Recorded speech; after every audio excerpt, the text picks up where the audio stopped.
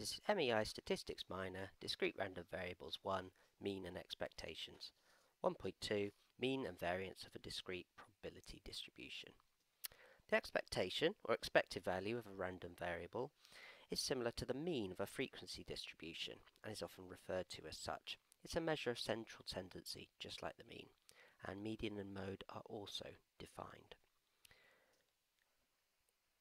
This is how it's presented in the formula book, as the sum of all the x's times the probabilities. Or sometimes you can see it like that, the xi times the probability x equals xi. Or if you don't like all those i's floating around, you can use this form, and this is the form I prefer.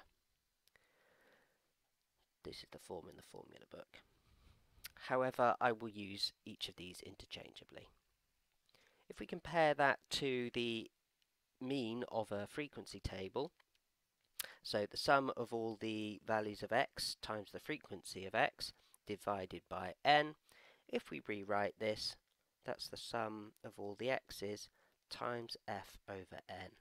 Now f over n, the frequency of a specific value of x divided by the total number of values, that is the relative frequency,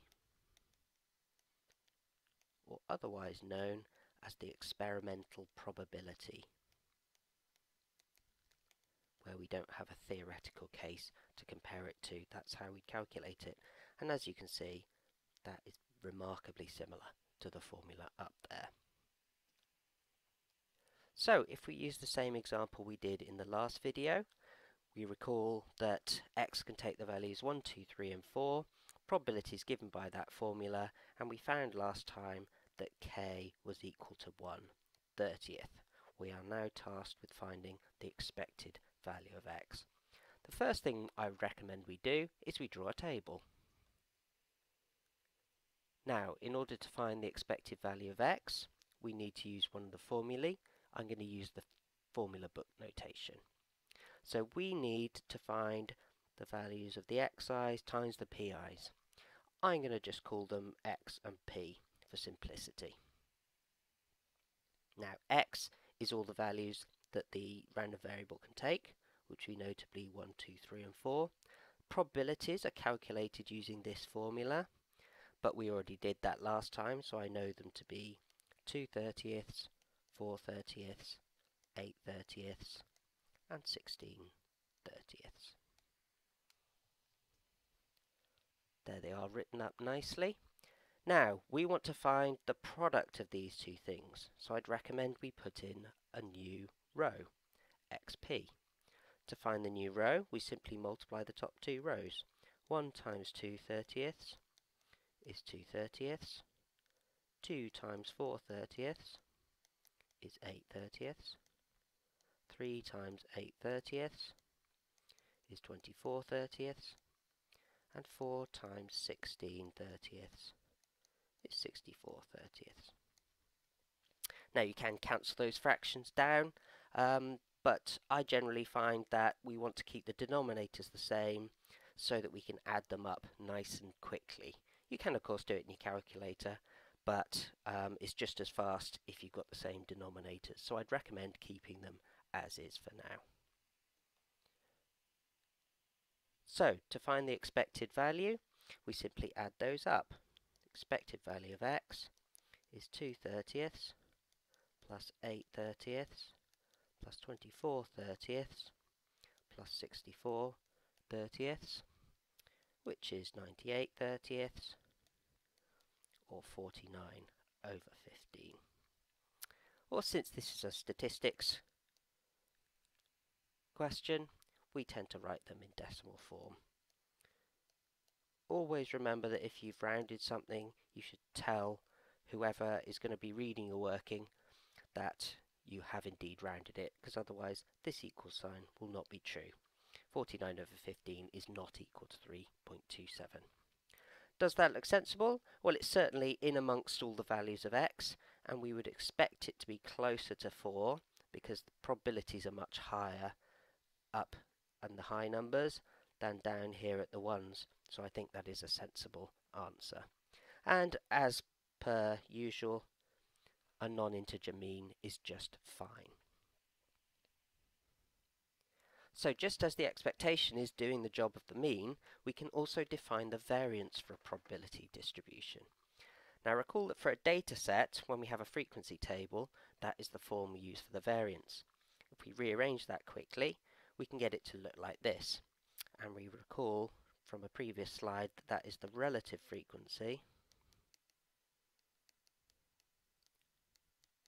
which is also the experimental probability. So naturally, we'd expect for a discrete random variable, the variance, to be of this form. The relative frequency becomes the probability. We are summing up the product of the x squared with that probability, and we are taking away the mean squared, or in this case, the expected value of x squared. So we often see it written in that form. Sometimes we see it in that form. That is as it is presented in the formula book. Or my own personal favourite is this one. And so, since the expected value of x is the sum of all the x's times the probability that x is x, so the expected value of x squared is the sum of the x squareds times the probability that x equals x. So we've simply subbed that in for that, and it's written in quite a nice, neat way that is very easy to remember. So for our example, we are now in part 3 asked to find the variance of x. We've already got a half-completed table. Our variance is of that form in the formula book.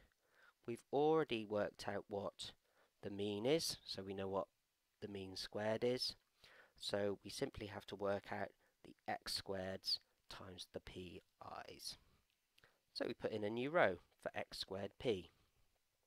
And we simply do x squared, 1 squared, times p, 2/30ths, which is 2/30ths.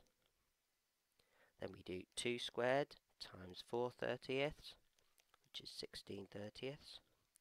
3 squared times 8/30ths, which is 72/30ths. And 4 squared times 16/30ths, which is 256/30ths. There they are presented nice and neatly. And so to find the variance, you can stop and calculate this first. I'm just going to do it in one big go, but do whatever you feel comfortable with. So the variance is going to be the sum of all of these x squared p's.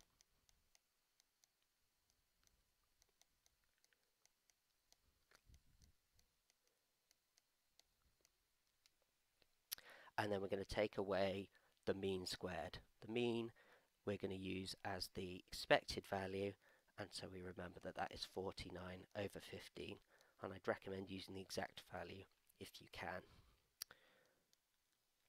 Pop that in your calculator, we should get 194/225.